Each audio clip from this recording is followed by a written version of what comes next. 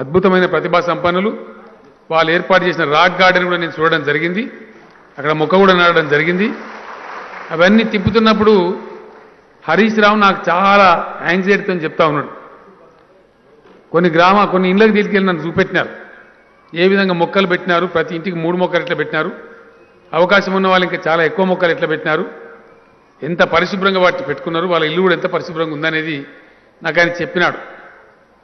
హరీష్ రావు చాలా హుషారు మనిషి అనుకో, ఎందుకంటే కొన్ని డబ్బులు శాంక్షన్ తీసుకోవాలి. ఇప్పుడు ఆయన పరిస్థితి అది. ఎందుకంటే ఆయన జిల్లా కాబట్టి మీరు అదృష్టవంతులు నేను మనవి చేస్తా ఉన్నాను. డెఫినెట్గా మీకు బాగా క్రియాశీలకంగా పనిచేసే ఉత్సాహవంతుడైన యువకుడు మినిస్టర్గా ఉన్నాడు ఈ జిల్లాలో. అట్టనే మీ జిల్లా కలెక్టర్ ధర్మారెడ్డి గారు కూడా చాలా క్రియాశీలకమైన మనిషి. ఆయన ఒక పాజిటివ్ డైరెక్షన్లో ఆలోచించే వ్యక్తి. అవసరమైన పని మాత్రమే చేసి పిచ్చి పిచ్చి పనులు చేయడు ధర్మారెడ్డి గారు. ఖచ్చితంగా ఏదైతే ఫ్యాక్ట్ ఉంటుందో దాన్ని కరాఖండిగా చెప్తాడు, దాన్ని చేస్తాడు.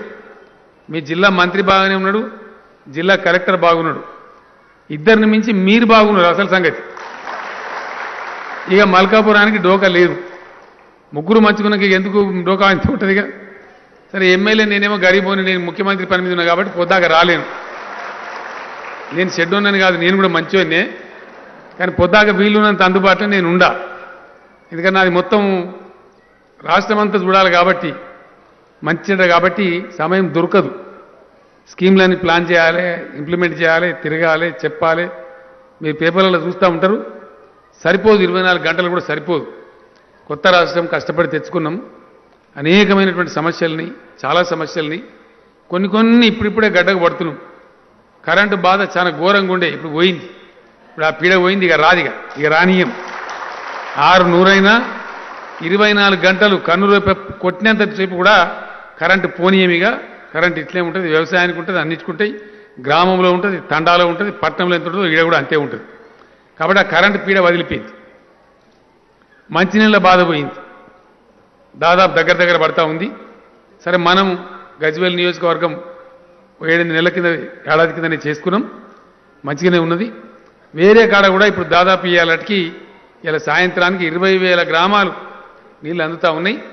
ఇంకొక 3-4 వేల గ్రామాలని రాబోయే 20-25 రోజులలో అవన్నీ కూడా కంప్లీట్ అవుతూ ఉన్నాయి.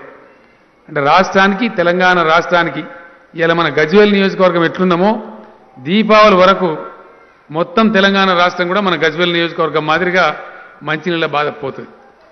ఇక మంత్రి మీ దగ్గరనే ఉన్నాడు, ఈ జిల్లా నుంచి ఉన్నాడు, ఇరిగేషన్ మంత్రి. ఆయన రాత్రి పగలు కష్టపడతా ఉన్నాడు.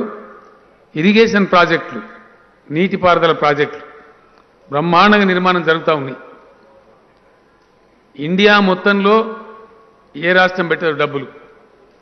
ఈవెన్ గవర్నమెంట్ ఆఫ్ ఇండియా కూడా పెట్టదు. మనం ఈరోజు 25,000 కోట్లు నీటిపారుదల ప్రాజెక్టుల కోసం బడ్జెట్లో పెట్టుకుంటే 35,000 కోట్లు బడ్జెటేతరంగా బ్యాంకుల నుంచి ఏంటండి వీడియో నచ్చిందా?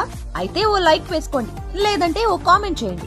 ఎప్పటికప్పుడు మా వీడియోస్ చూడాలంటే సబ్స్క్రైబ్ చేసుకోండి.